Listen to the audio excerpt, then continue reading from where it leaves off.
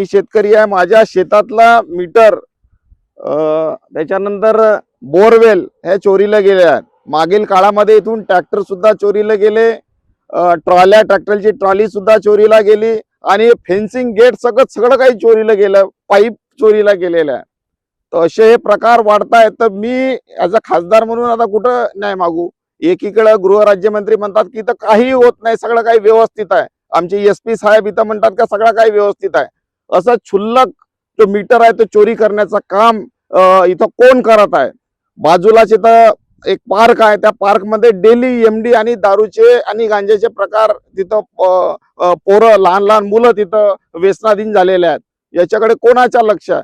मी वारंवार या गोष्टीची तक्रार करत असतो, परंतु खरंच या प्रशासनाच्या अधिपत्याखाली हे काम चालू आहेत का हा संशय माझ्या मनामध्ये येतोय.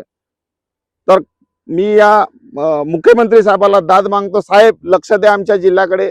चोरीचे प्रकार वाढतायत, मर्डरचे प्रकार वाढतायत आणि याच्या व्यतिरिक्त MD आमचे पोरं साहेब बर्बाद होऊन आले. आम्हाला न्याय द्या.